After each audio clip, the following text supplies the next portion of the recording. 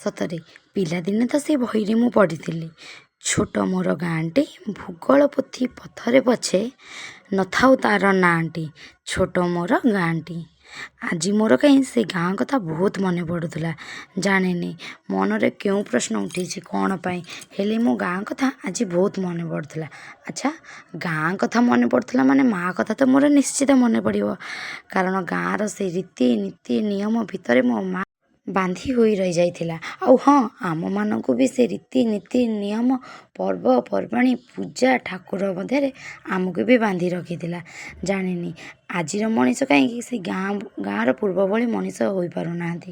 ଆଉ ହଁ, ମୋ ମାଆର ସେ ଗାଉଁଲି ଖାଦ୍ୟ ଭାଷା। ସେତେବେଳେ ନା ଥିଲା ଗ୍ୟାସ୍, ନା ଥିଲା ହିଟର, ଥିଲା ତ କେବଳ ସେଇ ଚୁଲି। ସେଇ ଚୁଲିରେ ମା ଯାଇ ଯାହା ବି ରୋଷେଇ କରିଦେଉନା କାହିଁକି, ସେ ଥିଲା ଆମ ପାଇଁ ଅମୃତ ସମାନ। ସକାଳର ଆରମ୍ଭରେ ଚାହା ରୁଟିରେ ଯେଉଁ ମଜା, ଆଜିର ପିଜା ବର୍ଗର ତା ଆଗରେ ସବୁ ଫିକା ଲାଗେ। ଜାଣିନି ସେ ବେଳର ପଖାଳ ତୋରାଣୀରେ ଥିଲା ଆମର ଶକ୍ତ ବଳ, ଆଜିର ହେଲ୍ଦି ଫ୍ରୁଟ୍ ତା ଆଗରେ ପୁରା ଫିକା। ମାଆର ସେଇ ପଖାଳ ଶାଗ ଭଜା ସାଙ୍ଗରେ ବଡ଼ିଚୁରାର ଯେଉଁ ମଜା ଥିଲା ନା, ଓଃ, ତାହା ତ କହିଲେ ନ ସରେ।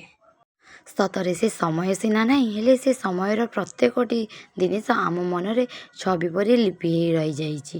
ସେ ଯାହା ହେଉନା କାହିଁକି, ଆଜିର ଦୁନିଆ ତ ଆମ ପାଇଁ ସତ୍ୟ ସତ୍ୟ ଘଟଣା।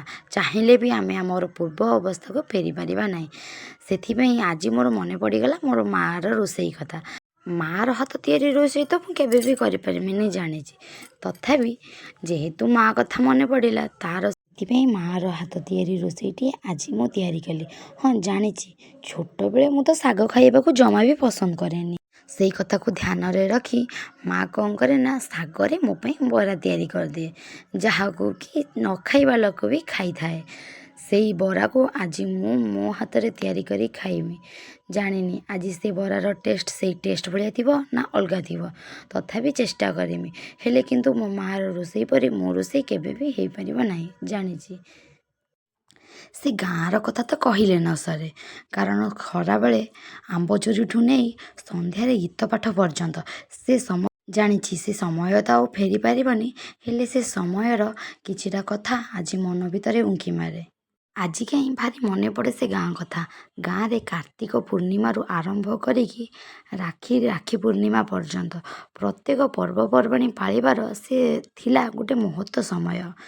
ଆଜି ତ ଆମେ ରାକ୍ଷୀ ପୂର୍ଣ୍ଣିମା ବି ପାଳୁଛୁ, ଆଉ କାର୍ତ୍ତିକ ପୂର୍ଣ୍ଣିମା ବି ଆମେ ପାଳୁଛୁ, ହେଲେ ସେ ସମୟର ଚାଲିଚଳଣି ରୀତିନୀତି ନିୟମ ହୁଏତ ଆଜି ବୈଜ୍ଞାନିକ ଯୁଗରେ ବଦଳି ଯାଇଛି। ସେ ଯାହା ହେଉନା କାହିଁକି, ପଛ କଥା ତ ଚାହିଁଲେ ଆଉ ଫେରି ହେବନି। ଆଜିର ମଣିଷ ଆଜିର ସମୟକୁ ନେଇକି ଚାଲିବାକୁ ପଡ଼ିବ। ପ୍ରତ୍ୟେକ କ୍ଷେତ୍ରରେ ନିଜର ପରିଚୟ ମଣିଷ ନିଜେ ହିଁ ସୃଷ୍ଟି କରିପାରିବ। ଅନ୍ୟ କାହା ଉପରେ ନିର୍ଭର ନ ହୋଇ ନିଜର ପ୍ରତ୍ୟେକ କାର୍ଯ୍ୟକୁ ନିଜେ ହିଁ ନିଜ ଦ୍ୱାରା ତୁଲାଇବାକୁ ଚେଷ୍ଟା କରିପାରିବ।